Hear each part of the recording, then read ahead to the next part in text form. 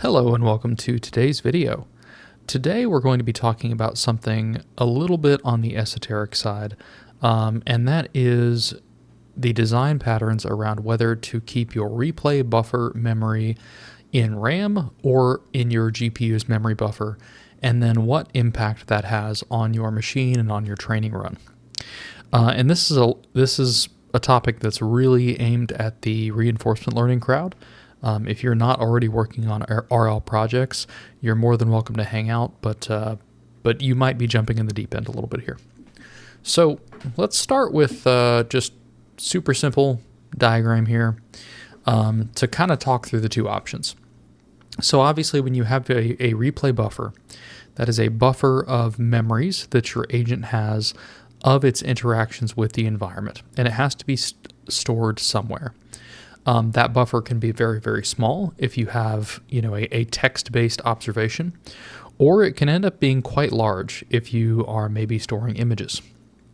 So your two options are to either load the entire buffer in your GPU's memory, and that has the benefit of letting your main loop, your logic of your training run on your CPU here, and then keeping all of the data that's used for your training run in memory right there on the GPU.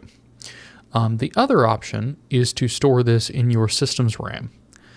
So you push the data just to your regular system RAM, and then when it needs to run a batch, it pulls that batch from data on the RAM, pushes it, your CPU grabs it, and it pushes it to your GPU. And pros and cons in both directions. So the obvious pro of keeping all that right on the GPU is that your GPU memory is going to be faster than your system memory, and keeping it all in one place. You're literally on the card. You've got a chip on the card interacting with memory on the card, and that's obviously going to be faster. The downside of that approach is if you have too much data to store on your GPU memory. Maybe you're running an 8 gig card and you've got a 16 gig replay buffer. Not terribly surprising to run into, especially if you are, working with a system that, maybe doesn't have enough memory to hold the entire GPU buffer and RAM. I've had GPU buffers that were 64 plus gigs, or sorry, not GPU buffers. I've had a buffer that was 64 gigs of images, and yeah, I don't have a GPU that can handle a 64 gig buffer. Very few people do, especially not for local development. So let's go ahead and jump in and look at some of these things practically. I am playing with a larger font size. I've gotten some feedback that people need larger fonts, so let me know if this fits the bill. So I've defined a class here, buffer.py, and this is not going to be my usual type through it. I'm going to show you to give you an idea of what I'm building here.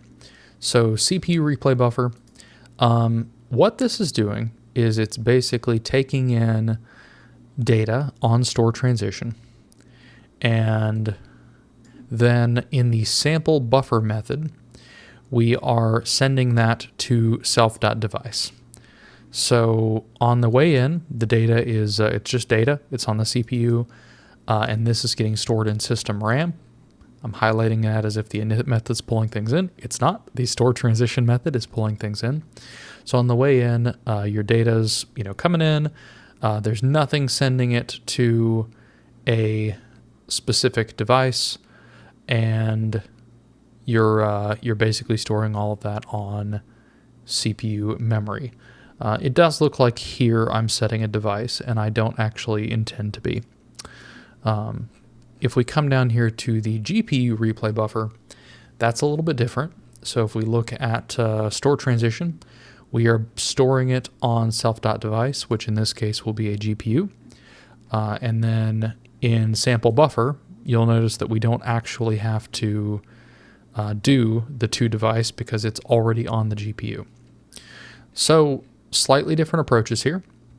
And you could apply this same concept to whatever your replay buffer structure is. But just to kind of keep this in mind, we've got a CPU buffer that takes data in and stores it on system memory, purely by nature of not sending it to the GPU. You don't have to tell your machine to store something on your system RAM. If you don't send it to GPU, it's not going to GPU. And then on the sample side, we pull from GPU or push to the GPU. Versus here, it's just always there. So let's look at what impact this has on training. So I have an agent here that is currently pointed at my GPU replay buffer. And I'm going to go ahead and kick off a training run here and pull up terminal. This is NVI top. You can also use GPU stat to show a lot of the same information. But we are going to focus on NVI top because it gives us a little bit more of a live view. So we can see that we are, let's run our train.py, and we have our episodes starting here. And you can see we're running at high 90% utilization for the GPU with roughly 19% memory utilization, because this is not that big of a buffer. But we're fairly well utilized here.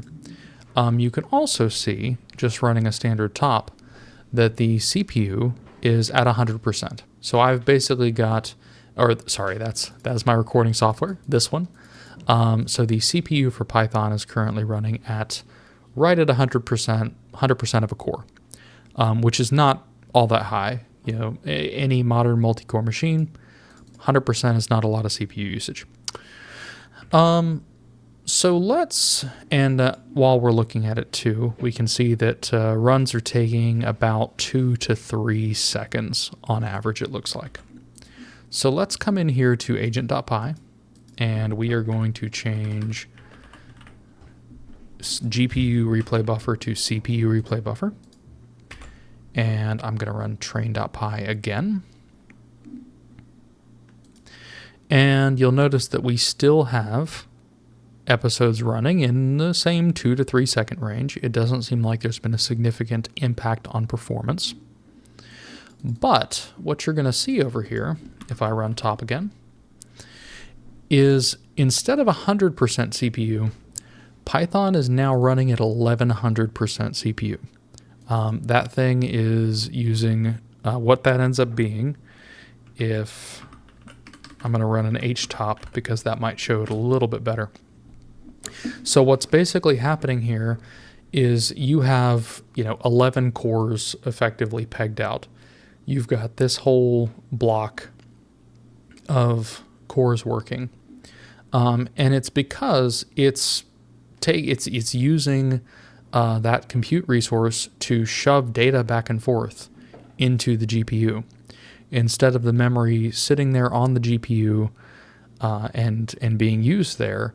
You're now spending a pretty high amount of compute, again hanging out at, we're almost at 1200%, just moving data back and forth. You'll notice that utilization on the GPU is still about where it was. So I think that's why we didn't really see a drop off in speed. Nothing's gotten slower necessarily because the processor is still able to keep the GPU fed. In this type of kind of training, your CPU is really just sitting there to keep your GPU fed with data. So in this scenario, it's still able to do it. It's still working. But you're using, 1200% CPU instead of 100%, and your machine is working quite a bit harder. You'll also notice that our memory utilization on the GPU went down to under 4 gigs because, again, we are no longer storing that data on the GPU. So if storing data on the GPU is faster than storing it on the CPU, or I won't even say faster, it is on the back end for sure. But if it's less resource intensive, then why would we ever store data on the regular system memory on CPU? Well, the short answer is, again, size. And I talked about this a little bit at the beginning, but let's see a practical example. So I am going to artificially, first, I'm going to go in and change this back to GPU. And then I'm going to artificially make this buffer much larger. I am just going to 100x the size. This is probably not the best project to show this on. All of the observations are just text. Images are going to be a much more practical use case here. But let's run that. And we get this. CUDA out of memory tried to allocate 38.74 gigs. GPU has a total capacity of 23.68, of which 20.33 is free. So basically what it's coming back with is, hey, your GPU doesn't have enough memory. You cannot put 38 gigs of memory on a GPU. Again, unless you just have something that hefty, which I do not. But if we change this to CPU, it's now able to come up successfully and start running. And what we see over here is we see it is still utilizing way too much memory. You see 89 gigs of virtual memory there, but it's able to start up. It's able to start the program successfully. So it really is a bit of a trade-off. If you are willing to deal with those extra system resources being used, and you need a larger replay buffer than what your GPU memory can handle, go ahead and put it on your system RAM. If you are able to fit inside of what your GPU memory can hold, then obviously that's going to be a little bit less system intensive, well, a lot less system intensive, probably a little bit faster if we were measuring it a better speed than just how fast my episodes run here. I suspect I'm probably limited by how fast the environment can run more than I'm limited by my GPU speed here. But anyway, pros and cons both directions.